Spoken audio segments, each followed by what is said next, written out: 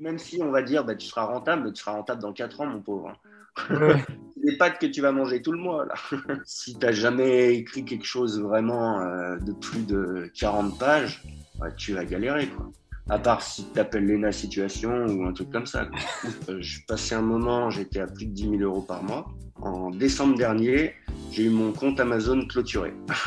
Qu'est-ce que tu penses de la combinaison entre le low content et le high content au sein d'une collection? Ouais. Si t'as pas, comment dire, si t'as pas déjà fait ce travail, comment tu peux vérifier le travail de quelqu'un d'autre? Franchement, si vous en êtes arrivé jusque-là, je sais pas si vous avez envie de vous pendre ou si vous avez envie. Hello Stan, Salut, ça ça va va? Nico? Très bien, merci et toi? Eh ben, ça va très bien, je suis super content de t'accueillir sur cette interview, donc le troisième interview de la chaîne, et donc j'ai le plaisir de t'accueillir, Stan Julian, qui est auteur indépendant high content sur KDP, tu vas nous expliquer un peu ce que tu fais. Et donc dans cette interview, le but c'est de vous apporter à la fois du contenu sur le high content, de vous partager l'histoire de Stan qui est hyper inspirante, et de vous donner de la motivation. Stan, je l'ai rencontré cet été, il a complètement changé ma manière de voir le KDP. Aujourd'hui, c'est un partenaire pour les formations. Il est intervenu dans le défi Q4. Certains d'entre vous le connaissent. D'ailleurs, connaissent même son vrai visage puisqu'il est apparu sans masque sur le live, sur des lives et dans le défi. Donc peut-être que vous apprendrez à le connaître un petit peu plus un jour. En tout cas, merci d'avoir accepté et je suis super content de t'accueillir pour parler de ton histoire et du high content. Et puis moi Du aussi. coup, pour commencer, peut-être que tu peux nous dire qu'est-ce que tu fais, qui es-tu? Alors, bah, pour me présenter, donc je suis Stan Julian, je suis auteur indépendant sur Amazon.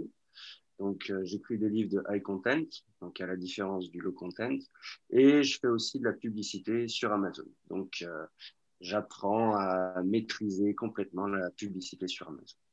Voilà, je pense que c'est gros, c'est bien résumé. C'est un bon résumé. De toute façon, on va en apprendre plus sur toi après. Donc, la première question, avant d'en apprendre plus sur ton histoire, comment tu es arrivé dans le high content, etc. Qu'est-ce que le high content, à la différence du low content? Parce que c'est un peu la mode, on en parle souvent. Il y a eu la dernière vidéo que j'ai sortie cette semaine à propos low content versus high content. Est-ce que le low content est mauvais? Etc. Donc, c'est un petit peu le débat en ce moment. Est-ce que tu pourrais définir de manière simple, pour ceux qui nous regardent et qui ne connaissent pas, ce qu'est le high content? Alors, pour définir ça très simplement, le high content, c'est simplement écrire un livre. Voilà, écrire un livre, ça peut être un livre de science-fiction, donc un roman, un livre de trailer, peu importe. Ça peut être des guides pratiques. Donc, j'ai beaucoup de livres comme ça qui marchent en guide pratique. Beaucoup de gens les achètent. En fait, c'est d'où leur titre, guide pratique. Ça peut être aussi des mix, donc on peut combiner le low content et le high content. Par exemple, là actuellement, je travaille sur un livre où dedans, c'est du contenu, donc c'est un livre. Mais en même temps, j'ai rajouté des pages de low content grâce aux petites formations de Nico. Donc voilà. Sinon, bah, qu'est-ce que le high content? C'est C'est d'ailleurs simple. ce que, excuse-moi de te couper, c'est ce qu'on appelle plus ou moins le medium content. C'est un mix entre le low et le high. C'est ça. Et ouais, on en avait parlé l'autre jour. C'est un petit mix. Et puis, bah, on va voir ce que ça donne. Je pense que ça peut être pas mal du tout. Ok, donc Euh, voilà, bon, bonne définition. Et alors, comment es-tu venu au high content? Est-ce que tu pourrais un peu nous raconter ton histoire? ouais. Euh, Comment t'en es venu à écrire des livres sur KDP? Oula. Alors, pour ça, faut remonter un peu plus loin dans mon enfance. Et si je te pose la question, c'est parce que on a parlé longuement et que je trouve que tu as une histoire très inspirante qui pourra motiver plus d'un sur cette chaîne. C'est vrai, ouais. La première fois qu'on en avait parlé, ouais, c'est exactement ce que tu m'avais dit. Donc, bah, écoute, on va voir. Je vais vous ouvrir mon cœur. C'est ça.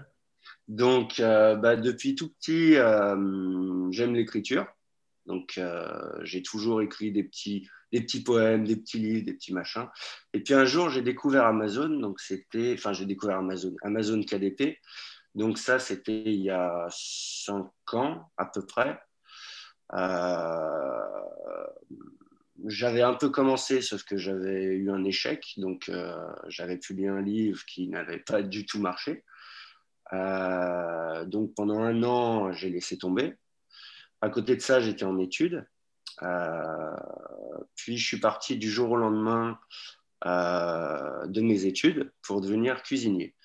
en parallèle, je continue à écrire un peu, mais je suis parti dans la cuisine parce que comment dire, c'est pas que l'écriture qui m'attire, c'est l'art, donc l'art culinaire, l'art d'écrire, même peindre. Voilà, c'est des choses créatives qui m'attirent. Et Juste pour faire la pause, c'est bien d'en parler parce que ça montre que le côté créatif, littéraire, c'est important dans le high content et ah oui, oui, on verra ça après, quoi. exactement. Ah non, non, c'est hyper. Enfin, je pense que déjà, comment dire, si t'as pas une âme créative, tu peux pas vraiment, pas forcément réussir, mais t'exprimer pleinement dans ce que tu fais. Donc, dans faire un carnet d'activités pour enfants ou même écrire un livre. Enfin, si tu veux écrire un livre et que t'es pas motivé, tu vas jamais réussir à C'est écrire clair. ton livre. Donc bon. Donc, tu étais Et parti dans la cuisine. Excuse-moi de ouais, t'avoir coupé. pour en revenir, voilà, donc je suis parti dans la cuisine, j'ai travaillé en cuisine et en parallèle de ça, donc je publiais quelques livres de temps en temps. Et puis il y a donc en 2018, j'ai attrapé un cancer, donc j'ai dû arrêter, enfin j'ai arrêté la cuisine. Je travaille plus en cuisine parce que j'ai chopé un cancer rare à la cheville, donc c'est difficile pour moi de rester debout souvent. Enfin maintenant ça va mieux. Ça va Mais mieux. donc voilà, donc j'ai dû quitter la cuisine et donc je me suis mis à fond dans l'écriture des livres. Donc bah, j'ai publié le plus de livres que j'ai pu. Franchement, en 2 ans, j'ai publié une cinquantaine de livres à tout péter. J'ai en parallèle de ça découvert un peu la publicité. Enfin, moi je connaissais la publicité, c'était sur comment dire, sur Amazon.com au début. Parce Oui. que Amazon.fr, ça fait 1 an et demi, je crois que c'est lancé. Ouais, Ouais, ça fait un peu. c'est beaucoup plus récent qu'Amazon.com. Et d'ailleurs, il y a même d'autres marketplaces qui viennent d'arriver après .fr, etc. Exactement. Et du coup, bah, j'ai commencé un peu la publicité. Et puis, vu que les études que j'avais suivies, c'était des études, comment dire, gestion, marketing, publicité, communication, ben, comment dire, je me suis dit, en fait, la publicité, ça m'intéressait tout de suite, quoi. Je me suis dit, tiens, avec un livre sans publicité, je peux en vendre par exemple 10 par semaine. Bah là, avec la publicité, j'en vends 20. Ouais, super. C'est une manière de toute façon, tu as utilisé la publicité pour augmenter tes ventes. C'était quelque chose de naturel pour toi de le faire à ce moment-là et ça t'intéressait en plus par rapport à tes études. Exactement, exactement. Parce que voilà, c'est un sujet qui m'intéresse, la publicité. Donc, du coup, ben, pendant 2 ans, j'ai beaucoup travaillé, donc, et sur la publicité et sur la sortie de mes livres. Donc, j'ai plutôt bien réussi. C'est-à-dire que je passais un moment, j'étais à plus de 10 000 € par mois vers Sur la fin, 4DP, ouais. sur Amazon KDP. Et comment dire, bah, récemment, bah, ça va faire presque un an, en décembre dernier, j'ai eu mon compte Amazon clôturé. Donc, plus d'argent qui rentre, plus de redevances, plus de royalties. Donc, du coup, je me suis dit, mince, qu'est-ce que je fais? Je ne vais pas commencer quelque chose de nouveau. Donc, j'avais un peu d'argent de côté, donc je suis resté tranquille pendant 3 mois. J'ai rien fait de particulier. J'ai réfléchi, voilà. Et je me suis dit, bon, on va recommencer. Du coup, j'ai pu réouvrir un autre compte Amazon. Par contre, je suis reparti de zéro. Donc, c'est-à-dire que tous les anciens livres que j'ai publiés, enfin, faut savoir, j'ai été banni de Amazon parce que j'aime beaucoup écrire sur des sujets un peu sensibles, on va dire. Voilà. D'accord. Pour résumer clairement, j'aime beaucoup les trucs qui font un peu polémique et tout. Je trouve que c'est hyper vendeur. Du coup, voilà. Et Sauf que donc, tu Amazon, avais, un petit peu trop abusé dans cette direction, ouais, dans la direction borderline, et tu as eu une refus. À cause exactement. des règles de contenu d'Amazon qui t'ont supprimé un livre et le compte par la même occasion, quoi. Du coup, finalement, c'est du sérieux et c'est aussi pour ça que je voulais interviewer Stan. On va développer tout ça, mais il a eu plusieurs échecs et il a réussi à rebondir, et notamment cet échec du compte KDP clôturé. Et aussi pour vous dire que c'est du sérieux, voilà, on a un exemple de clôture de compte pour non-respect de la politique de contenu et ça peut faire très mal et tu vas sûrement nous détailler ça. Ah bah ouais, ça fait très mal, comment dire, ça te coupe les livres, quoi. Et Et puis normal. concrètement, comment t'as, enfin moi j'ai du mal à imaginer psychologiquement comment tu as fait pour repartir alors que tu avais des revenus à 5 chiffres sur KDP et ton compte clôturé. Enfin, Est-ce que tu as remis tes anciens livres? Non, non, j'ai remis aucun de mes anciens livres. En fait, je me suis dit, donc comme je t'ai dit, pendant 3 mois, j'ai pas fait grand-chose. Enfin, j'ai pas fait grand-chose. Si, j'ai passé beaucoup de temps à réfléchir sur Ouais, qu'est-ce que je voulais faire, tu t'es remis sur un peu en si je question et tout revenais. ça. Parce que ouais, voilà, enfin, même sans parler de 5 chiffres, mais même avec 4 chiffres, si tu as un petit revenu, tu vois, c'était mon revenu mensuel. Donc, Ouais. ça te coupe les vivres, oui. Donc, moi, j'avais mis de l'argent de côté, donc j'avais un peu de chance. Mais ce que je veux dire, c'est après, il faut avoir le truc de se dire, bah voilà, soit je recommence, mais je repars de zéro comme si j'avais rien fait, ce que j'ai fait, Ça, c'est pas. soit Ouais, je passe à autre chose. Et je me suis dit, Stan, tu as du talent pour la pub, tu as du talent pour écrire des livres. Et regarde, là, ça fait, bah, j'ai recommencé à publier en mai. Donc depuis mai, depuis juin, j'ai des revenus en juin, j'étais à 500 euros. J'avais publié un livre. Et là, à l'heure actuelle, je suis à 1 200 € donc par tu mois. repars sur une Donc, pente et exactement, je suis en train de repartir tout doucement. si on peut refaire un peu de chronologie, est-ce que tu peux nous dire, nous répéter auquel moment tu as eu ta maladie et que tu as fait la transition à fond vers le high content, à quel moment tu as eu la clôture du compte et à quel moment, donc maintenant, combien de temps ça fait pour qu'on puisse se rendre compte du temps nécessaire pour avoir des résultats sur le high content? Alors, ma maladie, c'était 2018, donc ça fait 2 ans. Donc, ça correspond pile avec la date à laquelle je me suis mis à fond dans Amazon. Oui. Et sur les revenus à 5 chiffres, c'était là les derniers revenus en septembre, octobre 2019. Donc, 1 an et demi, 2 ans après, quoi. ouais, 2 ans après, 2 ans après. Et là, Mais donc, on va dire pause de 3 mois, tu t'y remis en mars-avril, quelque chose comme ça. c'est ça, Et j'ai fait. maintenant, tu as dépassé les 1 000 euros, donc tu as un nouveau salaire. Exactement. Exactement. Là, à nouveau, j'ai un salaire. Donc, et là, ça fait que de monter parce que donc, je publie des livres, etc., quoi. Donc, Franchement, en fait, c'est c'est- hyper impressionnant comme. Enfin, moi, je suis assez admiratif de la capacité de rebondir et de se remettre. Enfin, c'est incroyable, moi, je trouve. là, c'est comme je t'ai dit, c'est soit tu restes sur le bas-côté, soit tu remontes en selle. Il faut juste savoir ce que tu veux, tu vois. J'avais des compétences dans la pub et dans l'édition des livres et l'écriture des livres. J'ai dit, c'est simple, il faut que je continue. Tu t'es J'arrête dit, de toute pas. façon, je sais pas faire autre chose, entre guillemets, Et mais voilà. je fais ce que je Enfin, fais, ce dans quoi je suis bon. exactement, voilà, enfin, si, je sais faire autre chose, mais comment dire, c'est quelque chose dans lequel, ouais, je suis bon. Enfin, je trouve que je suis bon parce que, voilà, en 6 mois, j'ai réussi à repartir à 1 000 € par mois, Ouais, carrément. ce qui est pas, ce qui est plutôt cool, quoi. Et puis, en 2 ans de travail, on peut monter à 5 chiffres, quoi. Enfin, après, je dis ça, on peut monter à bien plus, hein. Ouais, ouais, non, c'est sûr. Bah, on va parler un peu de la stratégie high content et des revenus, etc. Donc, du coup, voilà, maintenant qu'on sait un peu le temps que met, bah, finalement, c'est aussi pour vous montrer que ça met du temps, que même pour quelqu'un qui a des stratégies, donc maintenant, tu as une expérience puisque tu as réussi à monter à 5 chiffres et puis tu es reparti à zéro et tu remontes. Donc, on voit clairement que c'est plus une histoire de chance, entre guillemets. Tu sais comment faire, tu sais comment ça fonctionne et tu as réussi à rebondir et tu as quand même mis plusieurs mois.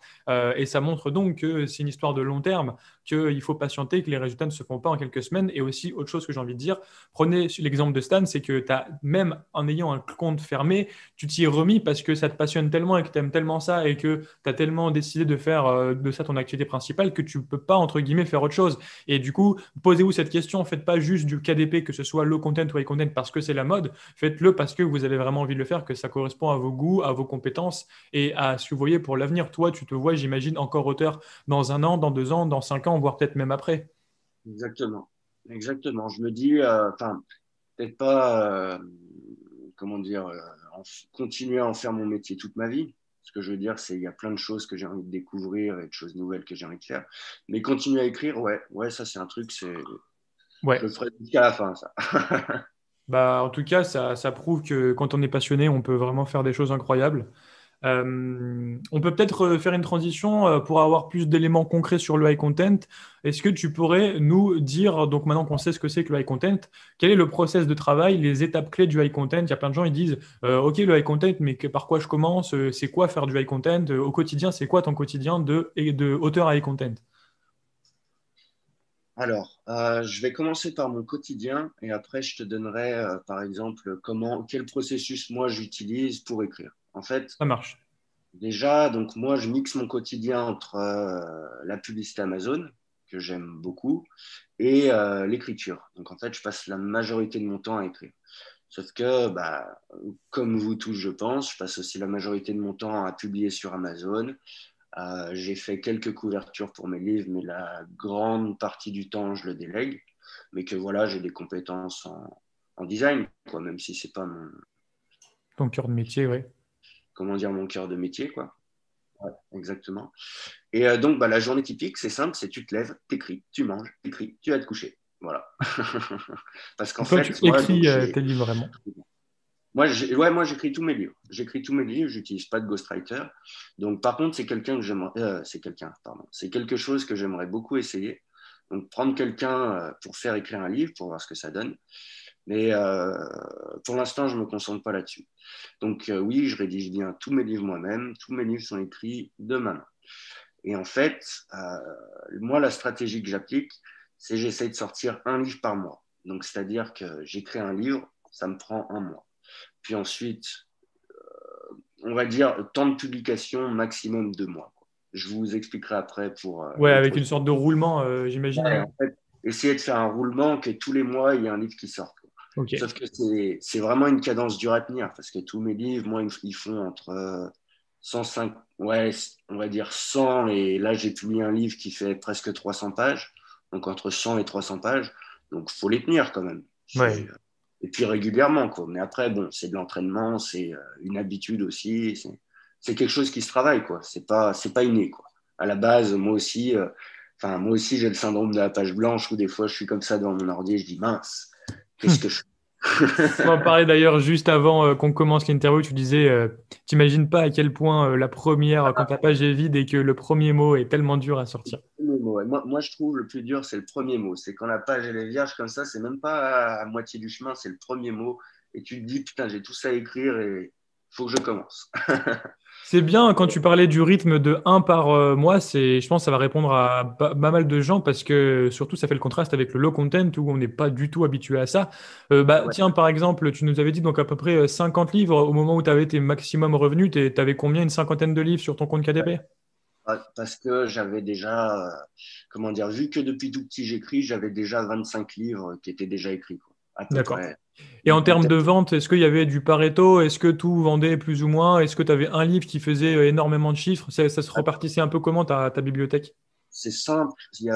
En gros, il y avait 5 gros best-sellers, donc qui rapportaient minimum 700 euros par mois, minimum, pour les petits D'accord. mois. Donc Et un après, best-seller, c'est 700, voilà, à peu ouais, près. c'est plutôt au-dessus de 500. Enfin, Ok, au-dessus de 500, il y en avait peut-être une petite dizaine, quoi, à peu près. Même ok, pas. d'accord, bah, c'est quand même top. Ça veut dire Ouais, que ouais, bien sûr. tu es à la fois Et diversifié, tu en as après, 10, mais quand même, c'est des bons revenus, c'est pas 10 euros par exactement. mois, quoi. Exactement. Et après, par contre, bah, tous les autres, ça variait. Donc, ça pouvait être 10 euros à 100 euros par mois, tu vois, à peu D'accord. près. C'était tout, un peu tous les prix, tu vois. Parce qu'il y avait plein de livres que je savais, ça allait pas vendre, quoi.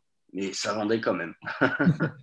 Il y a des trucs, des fois, faut juste que tu publies, quoi. Publie ce que tu as écrit et tu verras bien. Donc en fait, tu as une stratégie de dire, je publie environ un livre par mois. Au cours de l'année, j'aurai quelques livres qui vont être best-sellers et qui vont représenter quelques centaines d'euros par mois. Et donc, si tu cumules en 1 à 2 ans, bah, tu arrives à faire plusieurs fois quelques centaines d'euros par mois de revenus, quoi. Exactement. C'est à peu près ça. C'est ça. Parce que, donc, ouais, sur le low content, c'est plus une stratégie de quantité. Même Nous, si, attention, on est de oui, moins même en moins si, là-dedans oui, et on essaie de se professionnaliser, etc. même si qualité, bien sûr. Mais ce que je veux dire, c'est que même pour un auteur professionnel, tenir une cadence de un livre par mois, c'est difficile. Voilà, même si C'est on fait de la vraiment qualité dans le content, il faut quand même le dire qu'on va pas passer un mois sur un livre le content. Voilà. non, non, c'est difficile parce que quand tu vois, tu commences à partir de ton début de livre. Donc, déjà, comment je choisis un livre? Moi, déjà, je vais voir les niches. Je regarde un peu. Je trouve une niche. Voilà. Je trouve une niche. Je détermine le potentiel de rentabilité. Donc, par exemple, là, sur le dernier livre que je viens de publier, je sais qu'il va faire au minimum 400 à 500 euros par mois. Voilà, parce que comment dire, c'est une deuxième publication dans une niche qui marche très, très bien. D'accord. Donc, voilà, il y a des trucs, tu peux les estimer comme ça. Il y a des trucs, par exemple, là, le livre sur lequel je travaille, je sais que ça peut générer au minimum 100 à 200 euros par mois. C'est pas un potentiel gros vendeur à 1000 euros ou plus, mais c'est enfin, voilà, quoi, un mois à 200 euros par mois. Enfin, D'accord. travailler un mois pour avoir ensuite un retour d'environ 200 euros par mois, ça vaut le coup, quoi. Et rapidement, sans dévoiler non plus les stratégies très avancées, très privées, c'est du feeling par rapport à ton expérience d'auteur et de connaissance d'Amazon, ou est-ce que c'est des outils précis quand tu évalues cette quantité d'argent potentiel? Comment dire, j'ai quelques outils donc, Oui, que j'utilise, par exemple, voilà, Google AdWords, oui. donc le générateur de mots-clés sur Google, pour regarder un peu les tendances. Et puis en partant un peu de ces tendances, je regarde ce qui se fait, je regarde les niches, je regarde ce qui a déjà été Tu fait. regardes les best-sellers en aussi, comme dans le content? Voilà.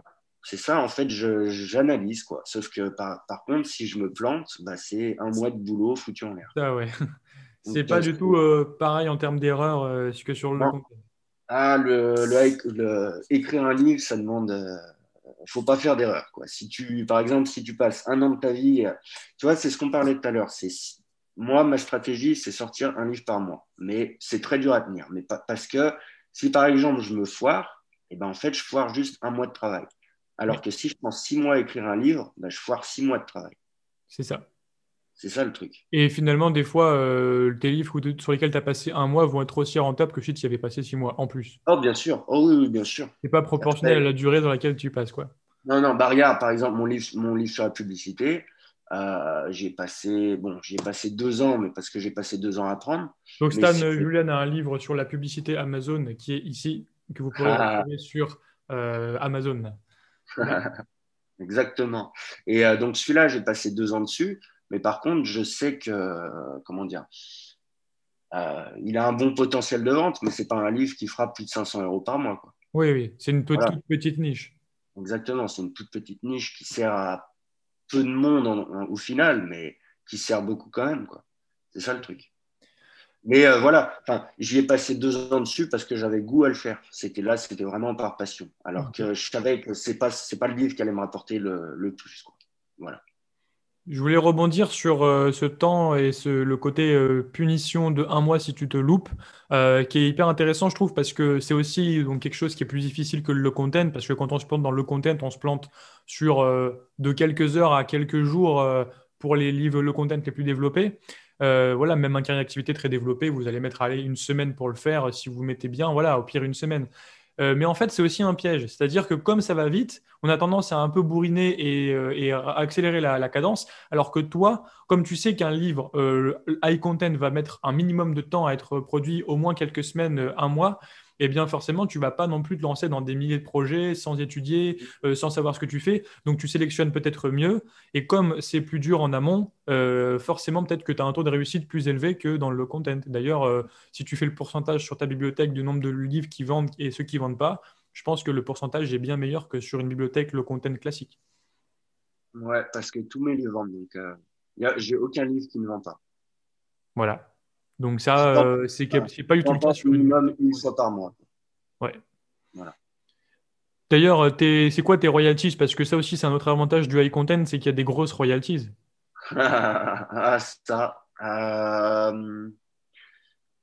Par exemple, sur un livre à 20 euros, on va dire, je fais 8 euros de royalty. C'est ça. Voilà. Donc, tout de suite, même si tu fais quelques ventes par mois, 10 ventes par mois, ça représente déjà un revenu. C'est ça. Alors que 10 Exactement. ventes le content, ça fait 15 euros, quoi. Exactement. Mon plus gros livre, il me rapporte 11 euros par vente et il vend minimum 3 fois par jour. C'est ça. Minimum. Ça, c'est incroyable aussi, comme vous visez. C'est une histoire. En fait, c'est un peu du high ticket à l'échelle d'Amazon KDP, le high content. High ticket, high content, d'ailleurs, c'est le même mot. Mais parce que, en fait, vous vendez peu, mais vous vendez cher. Exactement. Vous n'avez pas besoin d'un marché énorme pour faire beaucoup de ventes. En fait, dans une petite niche, en fait, vous allez arriver par exemple à faire des ventes dans une toute petite niche le content, en sous-nichant, sous-nichant. mais vous n'allez pas faire grand-chose parce qu'au final, très peu de monde vont être intéressés, puis ils vont acheter votre carnet à 6,90 € et puis basta. Alors que si vous faites dans une niche de taille équivalente, une petite sous-niche, mais un livre high content très précis, il va apporter beaucoup de valeur à votre marché. Et donc là, même si vous le vendez 10 fois par mois, eh bien c'est 10 fois 8 euros, ça fait 80 € tout de suite, c'est beaucoup plus rentable. Exactement, c'est plus rentable. Et même si on imagine que tu fais un livre par mois qui rapporte, qui fait que 80 €, bah finalement, au bout d'un an, tu es déjà à 1 000 € par mois. Alors qu'il y a plein de gens qui n'arrivent pas à faire 1 000 € par mois en un an de low content. Exactement. Donc ça, c'est aussi un avantage. Mais après, bah voilà, faut avoir le feeling de l'écriture, faut faire quelque chose de qualité. Et puis, il y a, comment dire, il n'y a pas que le sujet, il n'y a pas que l'écriture, quoi. C'est un mélange de tout. Donc, l'écriture, la couverture, le titre, la page de vente, les commentaires clients, comment t'écris. Enfin, il y a plein de choses qui rentrent en compte, quoi. Ouais, c'est vraiment quelque chose de différent et je suis vraiment content de faire cette vidéo parce qu'on voit un peu les différences, que c'est complètement de nature différent, même si ça se passe sur KDP. Et comme il y a plein de personnes qui sont foufou de high content en ce moment, comme si c'était le nouveau truc à la mode, c'est pas du tout pareil que le low content. Donc, c'est pas parce que vous avez des résultats en low content que ça y est, vous allez avoir du high content et vice-versa. Et c'est vraiment pas du tout, voilà, c'est pas juste un business en plus, c'est quasiment un investissement important, quoi. Et ouais, ouais, c'est un gros investissement. Parce que, non, non, c'est vraiment un très, très gros investissement. C'est pas du tout pareil. C'est, si tu n'as jamais écrit quelque chose vraiment de plus de 40 pages, ouais, tu vas galérer, quoi. C'est C'est ça ça. le truc. Ça vient pas comme ça, quoi. C'est pas inné, hein. Ça se travaille.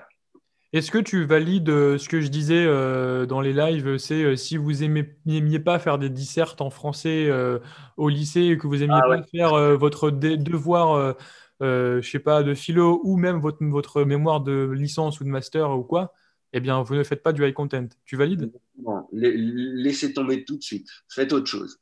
Voilà. Faites Donc, autre chose. Ça vaut pas le coup. donc c'est super intéressant pour certaines personnes.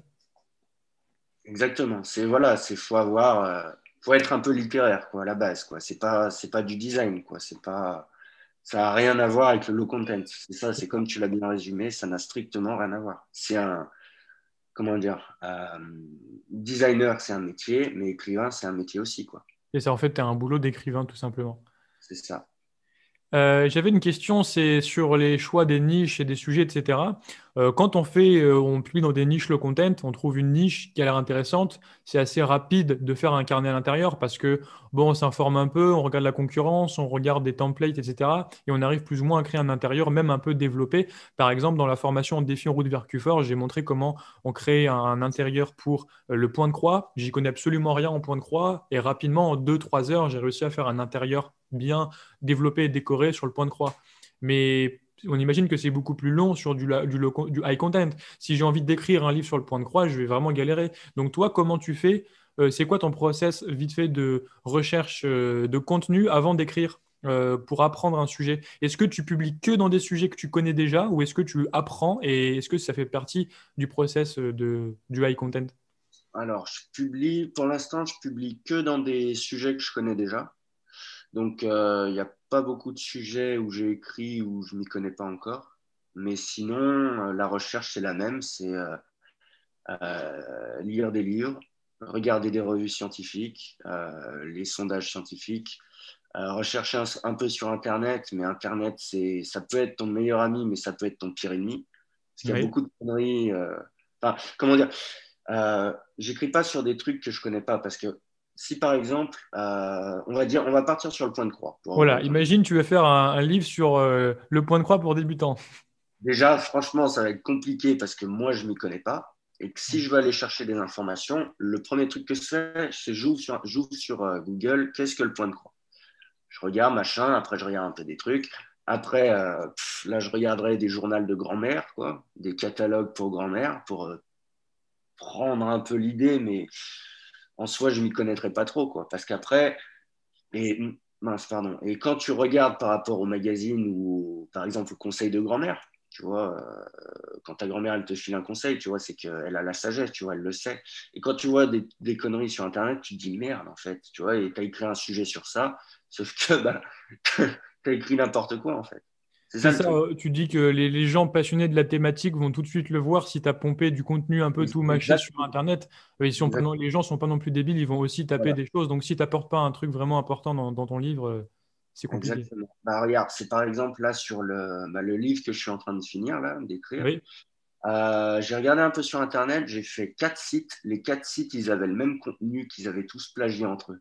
ouais, c'est clair, Je l'ai hein. même d'ailleurs, je l'ai marqué dans le livre, j'ai dit, mais c'est. Enfin mince, je sais pas quoi.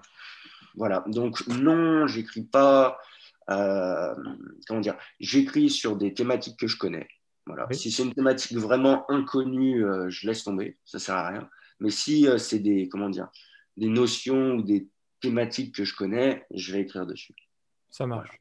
Donc ça aussi, c'est limitant. Enfin, c'est pas limitant, mais ça montre que suivant vos passions, vos hobbies, vos ensembles d'intérêts, vous n'allez pas faire high content aussi facilement que du low Ouais, content. Ça met une exactement. barrière à l'entrée supplémentaire. C'est ça. C'est selon ta personne et selon ce à quoi tu t'intéresses. Parce que tu vois, je pourrais, hein, je dis pas que je pourrais pas écrire par exemple quelque chose sur le point de croix. Mais c'est juste, c'est de un, ça va être très compliqué parce que je vais perdre beaucoup de temps en recherche. Oui. Et que si j'écris de la merde, je le saurais pas, quoi. Ouais, tout simplement. Bah Voilà, ouais, donc c'est ça. après, Tu vas pas le savoir. ouais, exactement. Donc, Tes lecteurs le sauront et vont te mettre une étoile sur 5. exactement. Et voilà, ils vont te stalker sur Amazon, tu vas rien comprendre. D'ailleurs, ça fait le pont. Peut-être Après, que ils perdent le compte et tu dégages.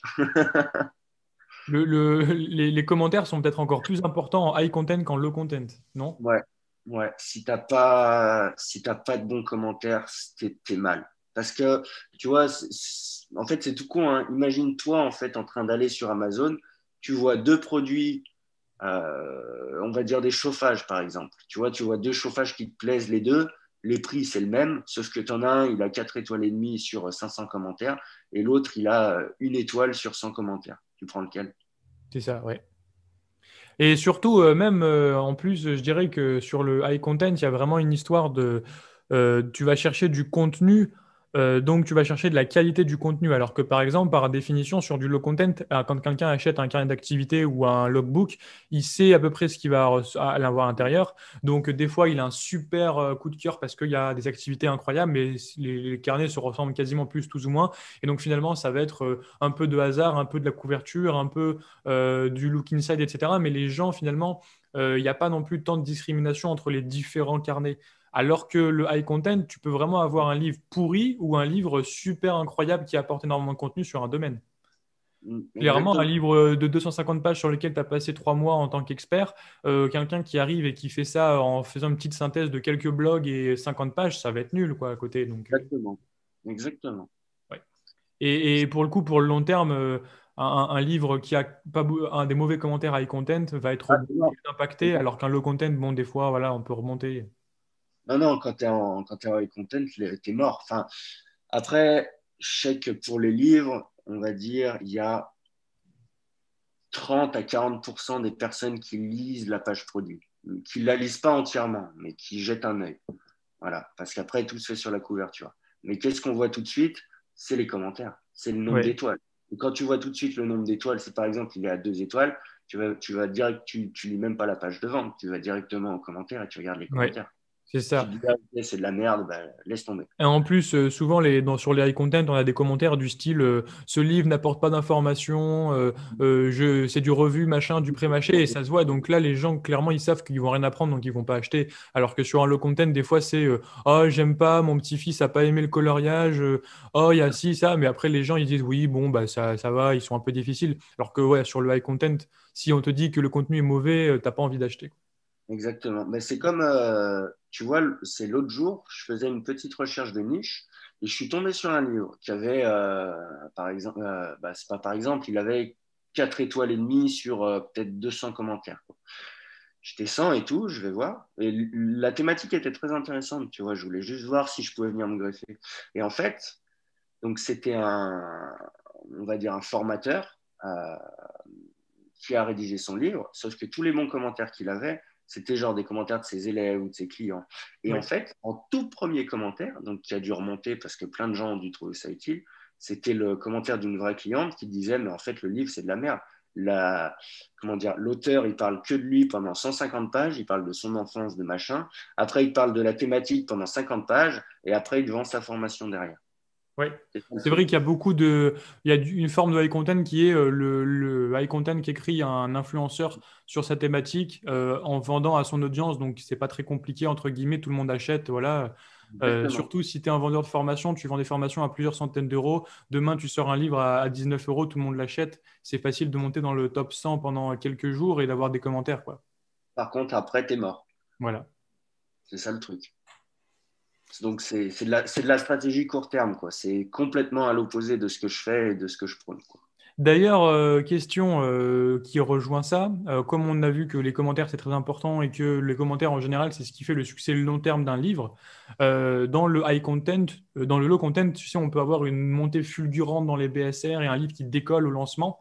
J'imagine que peut-être que le lancement d'un livre high content est beaucoup plus long et que les ventes augmentent progressivement avec les commentaires et que c'est pas dans la première semaine que tu vas faire un carton. Exactement. Moi, quand je publie un livre, la première semaine, j'en vends quelques-uns, mais je fais en sorte qu'il soit bien référencé. Donc, je le fais monter tout doucement, quoi. Il va pas, c'est sûr, dès les 2 premiers jours publiés, il va pas monter d'un coup et être premier des ventes, hein. À part si tu appelles Lena Situation ou un truc comme ça, quoi. Ou c'est Lignac. Le petit tacle. Ouais, exactement. Non, attends, le tac, là, Cyril Lignac. Ce mec, j'étais en train d'écrire un livre sur la cuisine. Il sort son livre sur la cuisine.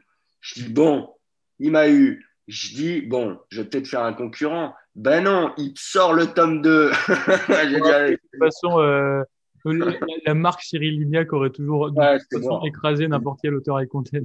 Exactement, c'est mort. Il y a des mecs comme ça, ils pèsent trop, tu peux pas les avoir. Tu peux Ouais, non, pas. mais c'est clair, hein. Amazon, c'est aussi beaucoup du trafic direct avec des liens qui sont Ouais, donnés, ouais, ouais, exactement. comme le livre d'Obama, là, qui a été, d'ailleurs, je sais pas si tu as vu, mais il y a le J'ai livre vu. d'Obama qui est sorti, là, il a été top 1 de tout Amazon pendant plusieurs jours, et, euh, et après, il a eu des mauvais commentaires, là.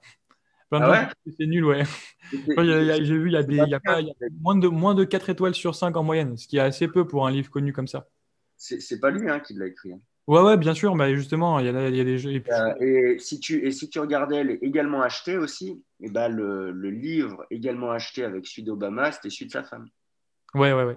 Bah, ouais, bah, c'est le couple Obama, ils sont devenus multi-dizaines de millionnaires après leur présidence. Je crois qu'ils sont rentrés à la Maison-Blanche, ils avaient un patrimoine de 1,5 million ou un truc dans le genre, ou 2 millions. Bon, après, on ne sait pas les comptes offshore et tout, hein, mais officiellement. Et là, maintenant, ils sont à plusieurs centaines de millions Ah oui. avec les livres. Je crois qu'il a touché 60 millions d'euros de droits d'auteur en avance pour ce livre, Obama.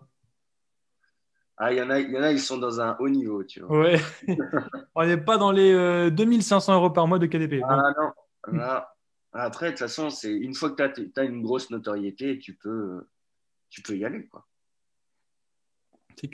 Tiens, qu'est-ce que tu conseillerais pour se lancer dans le high content le plus simple pour débuter?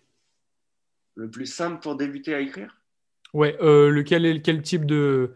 Et voilà, peut-être plutôt les guides pratiques plus courts que Ouais. les gros high content. Moi, j'écrirais guide pratique. Guide pratique, ça marche très bien. Ça se vend très bien pour 12, 15 euros, des fois 10 euros, ça se vend très bien. Ouais, c'est un Et, bon... faut quand même pas une cinquantaine de pages, hein. Tu fais au moins une centaine de pages. Tu fais 70, 100, 120 pages, quoi. Ok, ouais. Ça marche Et, plutôt bien. et aussi, question entre e-book et livre broché, parce que là, nous, sur le log content, on peut pas trop faire d'e-book, parce que c'est destiné à être rempli au crayon, papier, feutre, etc. Mais là, on peut en faire sur le high content. Et donc, c'est aussi des ventes qui sont multipliées, puisque tu as le format numérique. Et toi, c'est quoi ta répartition e-book, livre broché, ou ça dépend des livres, ça dépend des niches? Alors, moi, non, tout le temps, mes plus grandes répartitions ont toujours été pour les livres brochés.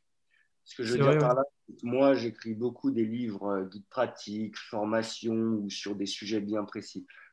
Par contre, si quelqu'un écrit par exemple un roman ou des histoires science-fiction ou des trucs comme ça, là, c'est l'e-book qui va plus vendre. Parce que D'accord. les lecteurs, en fait, les lecteurs de romans et tout ça, ils préfèrent enfin, c'est typiquement le client qui a une tablette, une liseuse Kindle et qui achète directement sur le store, quoi. Il se fait pas chier à acheter les livres, quoi. D'accord, oui. Alors que Si tu es un lecteur moi, compulsif, c'est pas du tout pareil que si tu as vu d'acheter ton manuel sur un sujet que tu vas avoir dans ton bibliothèque, quoi. exactement, c'est moi, comment dire, mes cibles, c'est des clients occasionnels. Alors que là, les cibles des écrivains de romans, c'est des lecteurs baleines, on appelle ça. Des lecteurs qui lisent beaucoup, beaucoup. Ok, d'accord. Donc, ils vendent beaucoup plus d'e-books. Par contre, comment dire, j'en vends un peu des Kindle, mais répartition, si je vends ouais, 10-15% de Ah ouais, ok. Kindle et le reste en broché, quoi. C'est clairement une grande Mais, majorité de ouais, ouais, grande majorité, c'est livres brochés.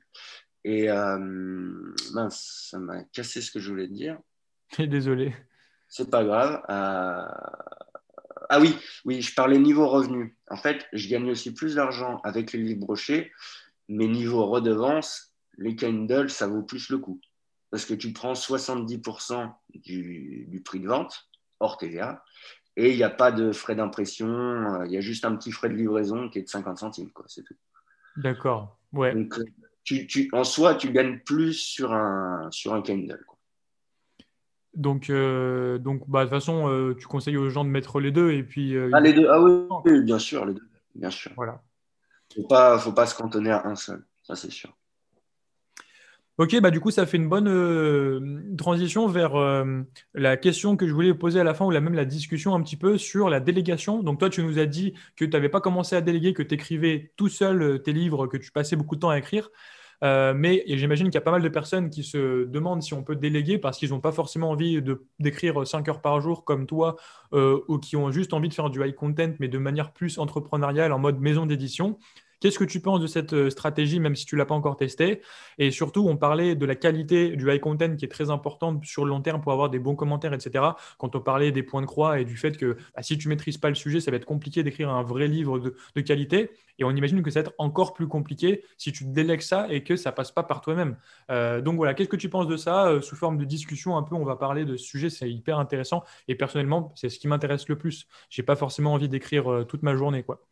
Ouais, ouais, c'est sûr. Moi, ce que j'en pense, déjà de base, c'est que si tu n'as pas déjà écrit un seul livre, ça va être très compliqué de déléguer. Parce Ouais, que tu peux, comment dire, c'est un peu comme tout, tu vois. Si tu n'as pas mis les pieds dans le plat, tu peux pas guider quelqu'un d'autre. C'est pas parce que comment dire, tu payes un écrivain professionnel qui va forcément faire ce que tu veux ou qui va faire les choses bien ou qui va faire ce qu'il faut, quoi. Parce que des écrivains, il y en a plein, quoi. Mais il y en a très peu qui réussissent. Donc, tu vois, il ouais, y a une corrélation. Si tu n'as pas, comment dire, si t'as pas déjà fait ce travail, comment tu peux vérifier le travail de quelqu'un d'autre? Tu vois? c'est vrai. Donc, bien sûr, tu peux, sauf que euh, tu vas payer quelqu'un, imaginons ce soit mauvais, imaginons tu as payé quelqu'un 1 000 € et ton livre, au final, il te rapporte que, je sais pas, 20 € par mois. Ouais, tu Tu l'as, vois, mec. même si on va dire, bah, tu seras rentable, mais tu seras rentable dans 4 ans, mon pauvre, hein. Ouais. C'est des pâtes que tu vas manger tout le mois, là. Mais faut pas oublier que l'investissement sur un livre high content, c'est cher et que c'est pas comme une couverture de low content ou même un t-shirt ou autre, quoi. Ça va pas coûter 5 euros. Non, exact. Après, non, déjà de base, tu peux pas faire rédiger un e-book ou un livre en entier pour moins de 100 euros. Tu as des stratégies pour les rédiger pour pas cher. Sauf que quand tu repasses derrière, quand tu contrôles la qualité, quand tu vois vraiment tout et n'importe quoi. C'est pour ça, déjà, il faut trouver la bonne personne. Trouver la bonne personne, ça prend et du temps et beaucoup d'argent. Parce Oui. que, ouais, je te dis, je fais des tests et les tarifs en moyenne, c'est minimum 1 000 à 5 000 €, quoi. Donc Ouais. c'est effarant. J'avais même fait une fois un devis pour traduire un livre en anglais. C'était 3 000 €, hein. Ouais, ouais. Bon, on peut imaginer qu'avec plein de techniques, on va réussir à réduire, mais en tout cas, on va rester de l'ordre de quelques centaines d'euros au moins pour écrire un livre sur un sujet, quoi. Au minimum. Au minimum. Donc, Donc, quelques centaines d'euros, c'est déjà un investissement, quoi. ouais, c'est déjà un gros investissement, quoi. C'est déjà un peu plus conséquent. Comment dire, si tu maîtrises pas le truc, tu peux pas faire un investissement comme ça, quoi. C'est comme si tu n'y connaissais rien en immobilier et tu te mets à acheter plein d'immeubles et tout. Ça Ouais, n'a pas de sens, tu vois. Tu peux, bien sûr, tu peux. Si ça marche, tant mieux pour toi. Mais par contre, franchement, sans mentir, dans 90% du temps, ça va foirer et tu vas perdre de l'argent. Ouais, je suis assez d'accord. Je pense que c'est quand même un risque à ne pas prendre au début là, ouais, pour tous ceux qui nous écoutent. Allez, je prends là à la sortie de l'interview avec Stan, je cherche une niche, je me balance 1 000 € dans un auteur et puis je vais faire 1 000 €. Non, ça marche pas comme ça. Non, ça marchera pas comme ça. Et comme je te dis, dans 90% du temps, tu vas te planter. Et donc toi, tu penses que c'est la stratégie vers laquelle tu veux aller ou tu veux toujours écrire, en tout cas, voilà, en quelle temporalité tu te places? Est-ce que tu veux commencer ça rapidement ou est-ce que c'est un jour? Un jour en 2021, mais un jour. Donc Voilà. en 2021 quand même. Ouais, en cours de 2021. Ça, c'est impératif parce que, comment dire, là, je voulais essayer plus tôt, sauf que avec ce que je gagnais actuellement, je ne pouvais pas vraiment tester, tu vois. Parce que, Oui. pareil, hein, même si un livre, tu l'écris toi-même, c'est des coûts, hein, et c'est pas 5 euros. Tu as les coûts Ouais, de bien sûr. Ouais, présentation, d'ailleurs, tu as bah les vas-y, coûts de blague, raconte-nous un peu ça, tous les frais annexes avec le high content, tu même en as plein écrivant. de annexes, tu as plein de contraintes. Déjà, il faut déposer les copyrights sur les livres. Ça, c'est minimum 40 euros.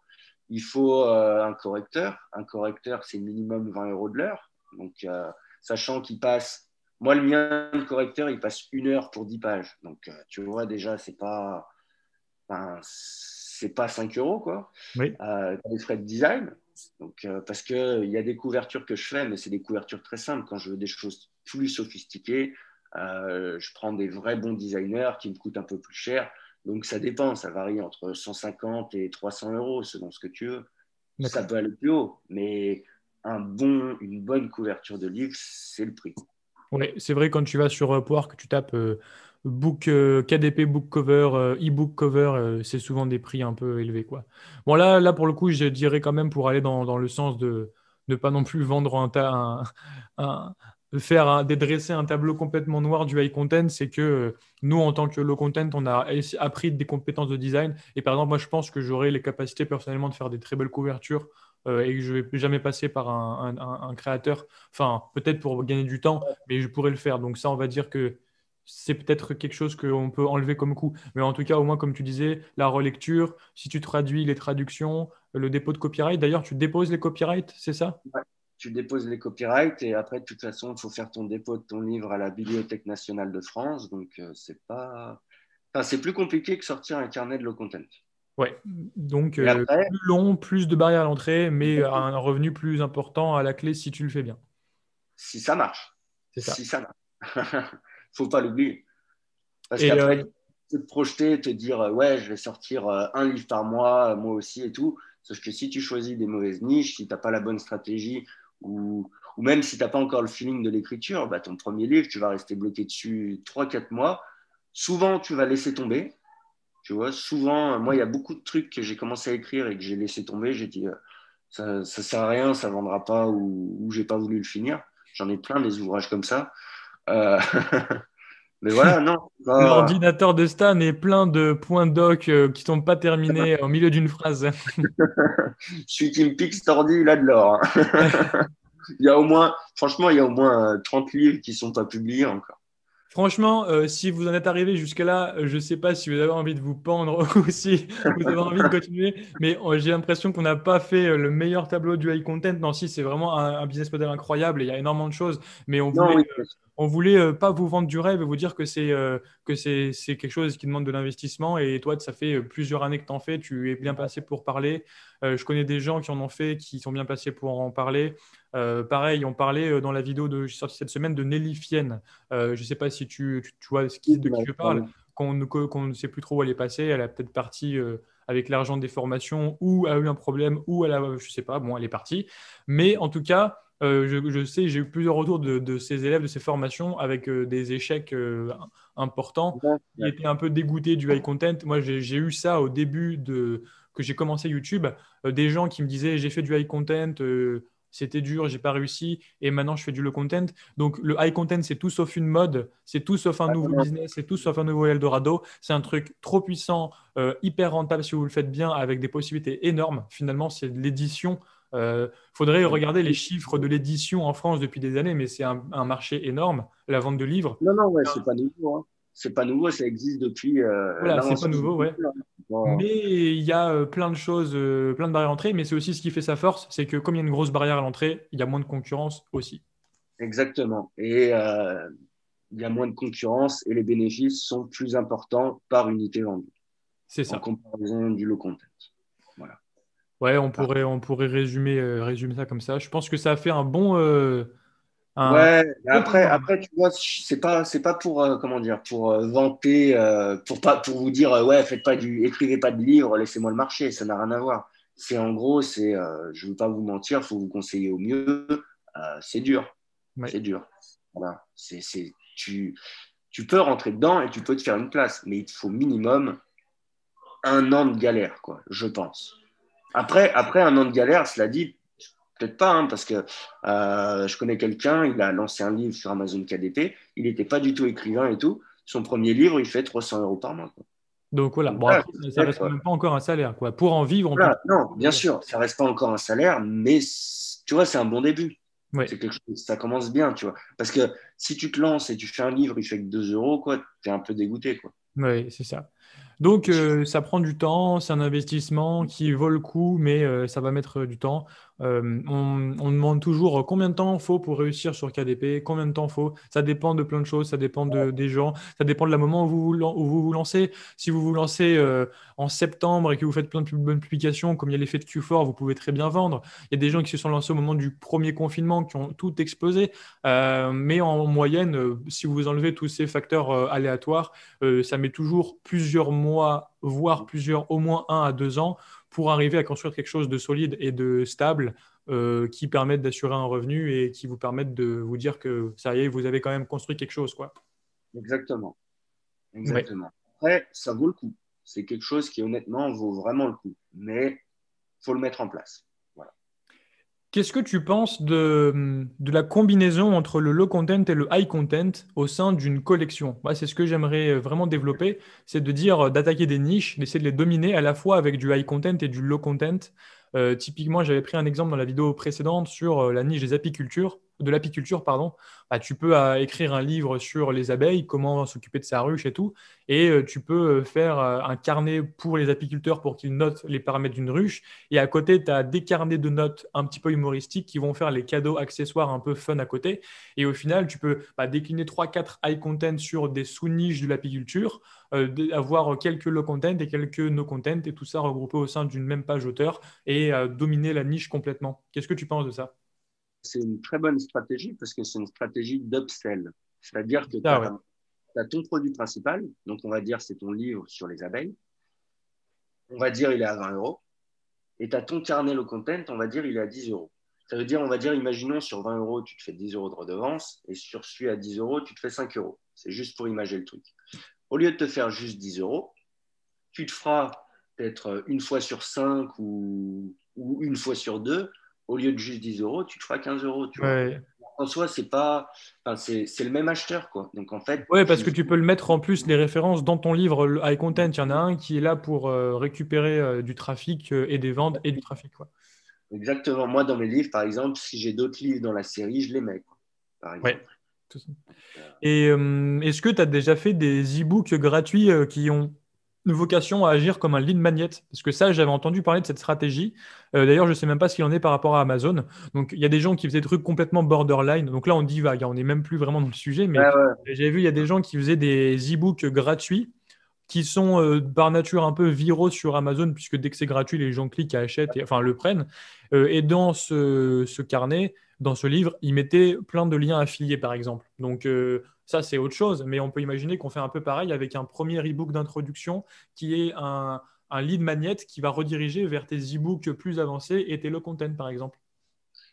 Alors, ça, tu peux le faire et je le faisais avant. Sauf que depuis qu'on m'a supprimé mon compte, j'évite de faire des trucs comme ça. Parce que, comme tu l'as dit, c'est un peu borderline. Et franchement, se faire sucrer son compte une fois, mais alors 2 fois, D'accord. Mais tu penses que c'est interdit si dans ton livre, tu mets des liens uniquement vers tes propres produits Amazon? Si tu sors pas d'Amazon? si tu mets des liens vers tes propres produits Amazon, normalement, ça devrait être bon. Mais je dis normalement, je ne peux pas te le dire avec certitude, tu vois. Je ne peux pas te dire, bah, demain, tu vas te faire sauter ton compte, tu vois. Ouais, Parce ouais. que normalement, tu n'as pas le droit. D'accord. Après, tu peux le faire. Mais comment dire, si ils s'en rendent compte, parce qu'en plus Amazon en ce moment, il y a beaucoup, enfin, toute leur politique de confidentialité, c'est en train de changer. Donc, méfie-toi, quoi. Là, on l'a vu avec les commentaires. Là, récemment, il y a plein de commentaires qui se font supprimer, alors que même c'est des. Enfin, ça devient compliqué en ce moment. Donc, moi, personnellement, je n'utilise pas ça. Tu peux le faire. Je conseille pas. Voilà, je conseille pas, mais tu peux. Ouais. Oui, parce que en fait, en fait, il faut savoir que Amazon va. Le but d'Amazon, c'est de vendre des produits de qualité à ses clients et de satisfaire le client. C'est le premier objectif d'Amazon. C'est l'obsession du client. Donc, si vous faites une technique qui a pour but de faire du growth hacking tout simplement, c'est-à-dire de tromper de générer du trafic beaucoup plus que naturellement, c'est tout de suite enfin, suspicieux, quoi. Vous avez détourné l'algorithme d'Amazon, détourner ce qu'Amazon vous permet de faire pour à votre avantage et vous allez vendre beaucoup plus par cette technique. Donc, tout ce qui est growth hacking, c'est toujours borderline de toute façon, hein. Sur Amazon, ouais. Ouais, Et ouais. même de partout, hein, même Ouais, voilà, les même. algorithmes changent, toutes les plateformes à un moment interdisent certaines pratiques quand elles voient que c'est fait de manière abusive et qu'à la fin, au final, ça ne sert pas le consommateur. C'est ça, c'est que quand à la fin, avec cette technique, tu as vendu un produit et que la personne ne voulait pas acheter et qu'elle est déçue et qu'elle va se dire Amazon c'est de la merde parce que ils m'ont vendu un truc, voilà, c'est la réputation d'Amazon qui est en jeu quand vous utilisez des techniques un peu bizarres comme ça. Exactement. Faut bien se dire qu'Amazon privilégiera toujours le client au marchand. Oui, ouais, ça c'est Donc, vrai. tu n'auras pas ton mot à dire, tu te feras sauter ton compte et c'est tout.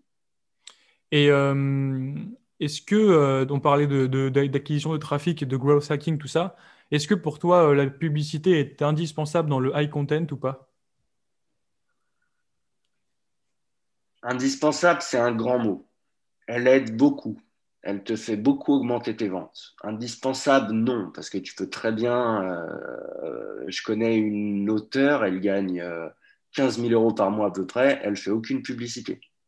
D'accord. C'est un auteur sur Amazon que tu as trouvé Ouais. ouais. Mhm. Donc, c'est pas indispensable, mais ça aide fortement. Ça aide énormément. Moi, par exemple, je sais pas, ça augmente mes ventes de peut-être ouais, beaucoup plus, 70%, je dirais. Ça Donc, augmente ça, mes ventes voilà. de 70%. Voilà.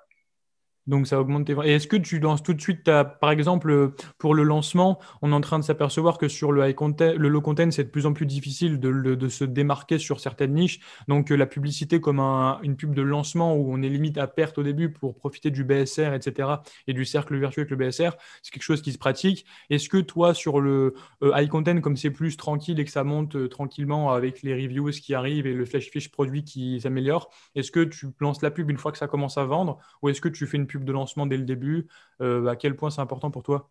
Alors moi, normalement, je fais jamais de pub de lancement parce que comme j'aime beaucoup le dire, il faut que ton produit plaise au marché. La publicité, c'est pas un cache-misère, c'est pas parce que ton truc, il vend pas que la publicité, tu vas en vendre 10 par jour. Oui. Ça, faut bien se le mettre en tête. C'est moi, quand je lance une publicité, je sais que le livre a commencé à marcher, j'ai déjà quelques commentaires et ça continue de décoller, tout simplement.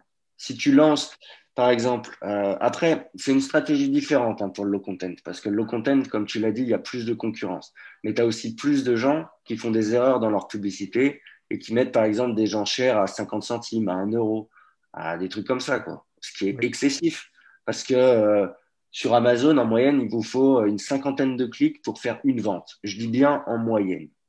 Et bah, si tu fais un clic à 1 euro, tu vas dépenser 50 euros pour en gagner un. Voilà. C'est pas rentable, hein. Même si en vrai, tu ne vas pas le dépenser ça, mais dans l'esprit, Oui, ça veut non, dire mais que oui. la personne Dans accepte l'esprit, ça, c'est quoi. ça. Ouais. Exactement, dans l'esprit, c'est ça, quoi. Donc, bah, à quoi ça sert de cramer du fric pour faire une vente sur un truc qui vend jamais? Ça C'est ça. sert à rien. Bah écoute, Stan, c'est vraiment cool. Là, ça fait déjà un petit moment qu'on parle et c'était super intéressant. J'ai encore appris plein de choses, même si voilà, maintenant on discute beaucoup ensemble depuis plusieurs mois. Donc il y a pas mal de choses que je connaissais et j'ai essayé de poser un peu les questions que je me suis posées au début et que je t'ai posées pendant ces derniers mois. Mais j'ai appris énormément de trucs aujourd'hui. Donc merci beaucoup. Et donc bah, comme c'est la fin de cette vidéo, on va parler un petit peu de la formation Amazon Ads Révolution, qui est la formation publicité qu'on crée ensemble. Mais avant ça, si vous avez vu cette vidéo jusque-là, c'est que vous êtes motivé, que vous allez réussir Et avant, dans les deux précédentes interviews, vous deviez marquer éléphant bleu ou tigre rose. Et bien maintenant, vous allez marquer chat violet dans l'espace commentaire pour nous dire que vous avez bien vu la vidéo jusqu'ici et que ça vous a plu. Donc, chat violet, et trouvez-nous un emoji de chat violet si vous trouvez peut-être, je ne sais pas si ça existe, ça pourrait être drôle. Donc, pour dire que Amazon Ad Révolution, c'est une formation qu'on va sortir en 2021. L'idée, c'était que je ne suis pas expert à 100% de la pub Amazon, que j'en fais, j'étais plus ou moins rentable, mais sans vraiment avoir de résultats extraordinaires.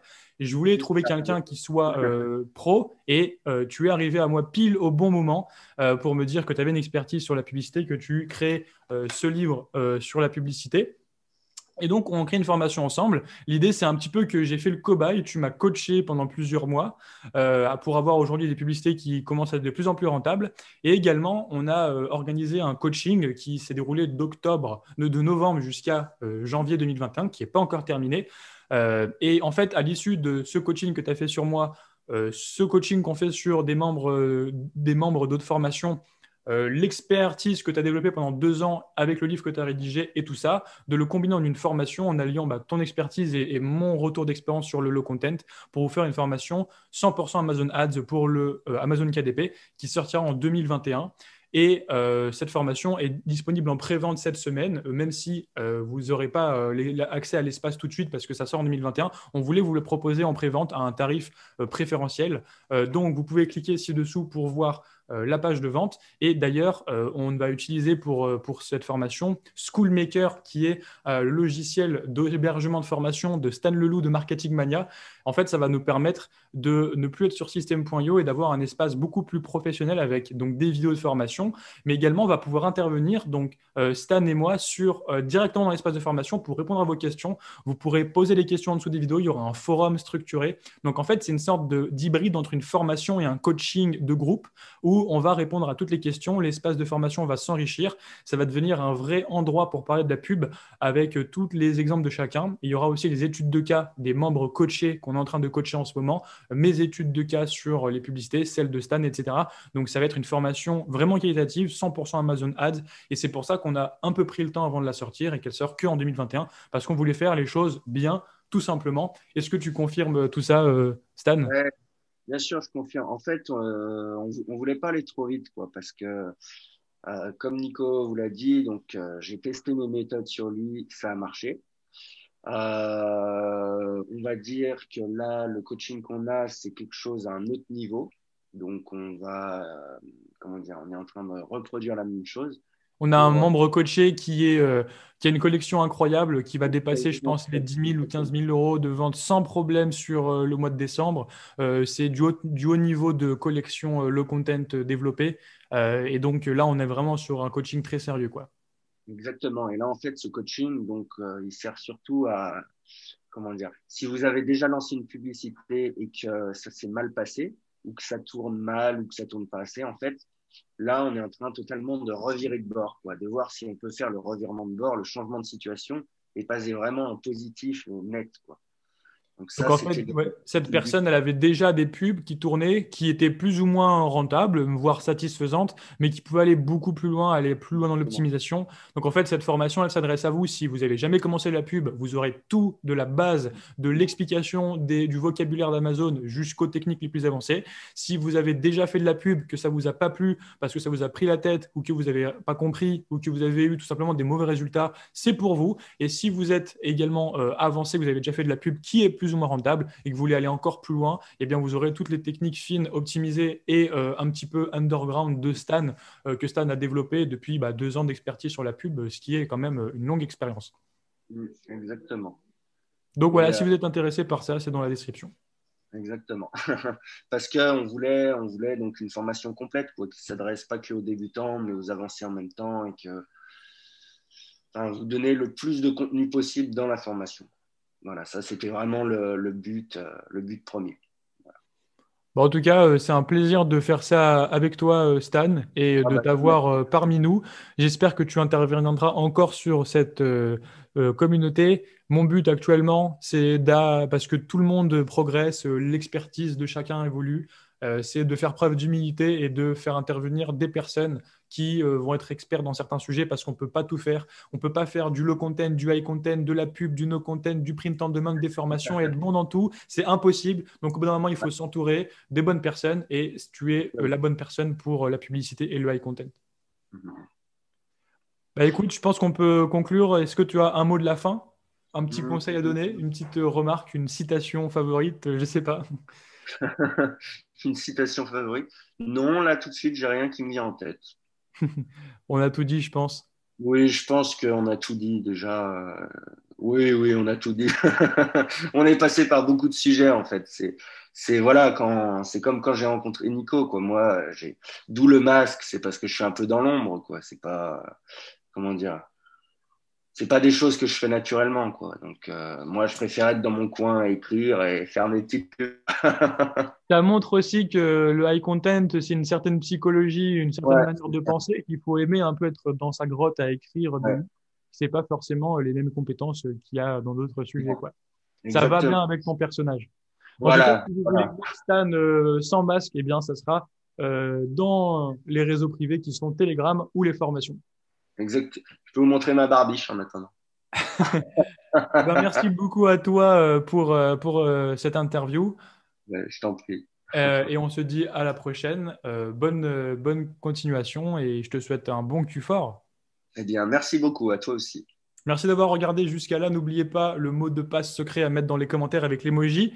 Si vous avez regardé cette vidéo, vous savez de quoi je parle. À bientôt, Stan. Merci beaucoup. Ciao Salut. et belle vente.